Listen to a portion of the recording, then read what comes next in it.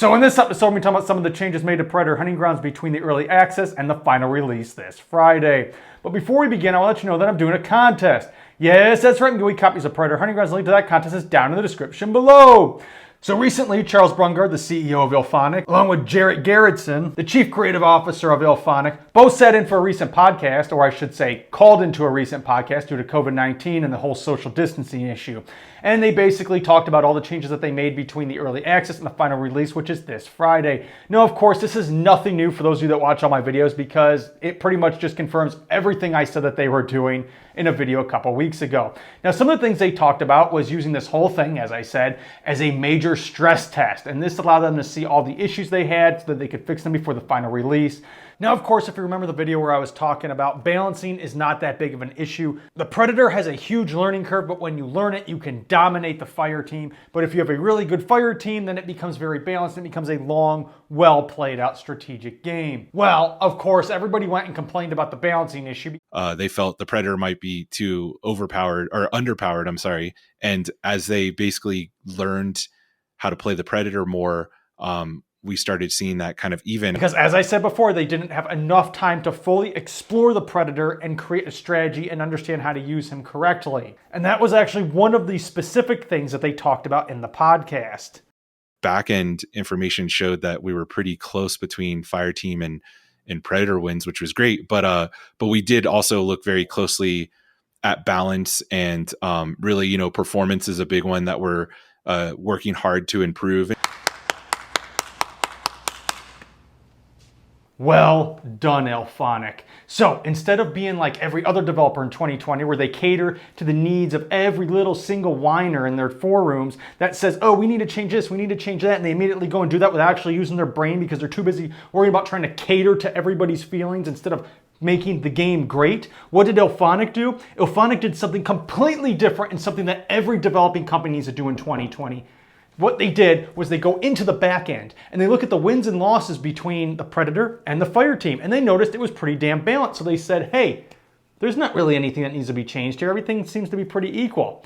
But we will keep an eye on it and make any changes that we see need to be corrected in the future. That's how a developing company works. That is how everybody needs to run their company. You can't cater to every single person who hates something, or you'll end up like last year, the Nightmare. It'll just be a complete mess, cater to every single person where everything is just a crap show now. Nobody wants to play it, and it's just horrible. That game was not that bad in the beginning. That game became trash because they catered to every single person's little feelings. You can't do that in a business. You will never create a great game that way. And I applaud Illfonic for taking the high road, looking into it, and then saying, well, we don't see anything wrong with it, and not catering to every little single complaint. Because I'm telling you right now, it'll end up just like Last Year Nightmare, just like Dead by Daylight, where there actually will be an unbalance where there isn't one right now. There is no unbalance right now between the Predator and the Fire Team. What there is right now is a need to learn how to strategize with those characters and how to use those characters. Then it comes down to skill level set. Again, I applaud Illfonic for once, a company taking the higher road and doing something intelligent when it comes to feedback. Thank you, Illfonic. But moving on from that, they also made a bunch of UI changes, the user interface for those of you who don't know, such as menus, the spin wheel, things like that. That would all be considered the user interface. I'm not really sure exactly what they made changes to, but they said, I guess more of the UI side of things, maybe things that were confusing to players that we're just trying to tighten up. I'm not really sure yet, but we're going to see what they did. If it was the good decision, if it was the wrong decision, we'll talk about that next week after playing it for 48 hours this weekend. Then, of course, they talked about a whole bunch of stuff that wasn't added to the game for the early access. Yeah, like Jared said, I mean, the build's probably about 6 weeks old now, maybe even older, because there's certain features. Yeah, there's certain features that that were risky to kind of get in, or certain fixes that were risky to get in last minute. So even some feedback we got, we were like, oh, great, we already kind of addressed that and fixed it. So we're definitely working as hard as we can to get everything just buttoned up for the release. Will be ready and added to the game for the final release. I've talked about some of those things, such as we looked in the spin wheel and we saw one of the voice commands say, "Get to the chopper!"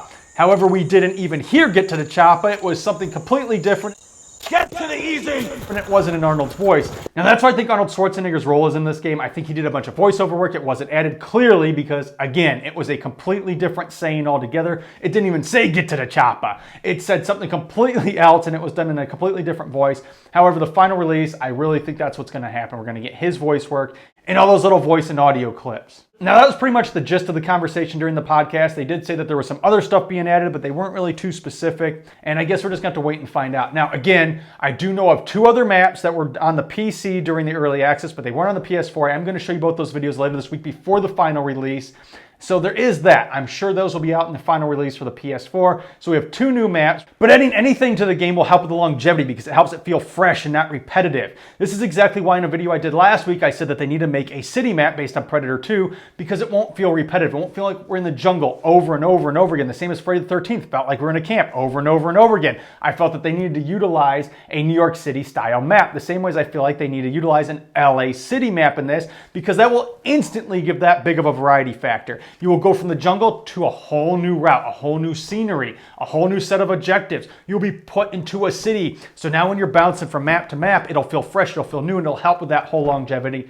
And again, if you haven't seen that video, the link is right up there. Just go ahead and click it. I think I'm actually going to make another video for that. We're going to make a whole dedicated video just talking about what they can and can't do for a city-style map in Predator Hunting Grounds, because that was just thrown in the middle of a video of a whole bunch of ideas I had to help fix this game.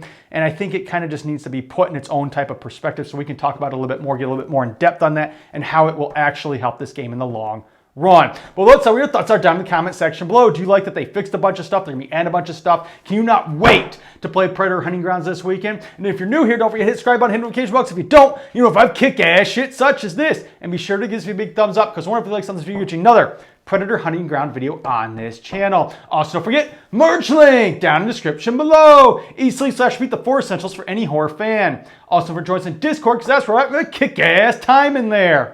And don't forget, if you're a member of Discord, you can sign up to play in the 48-hour live stream for Predator Hunting Grounds this weekend.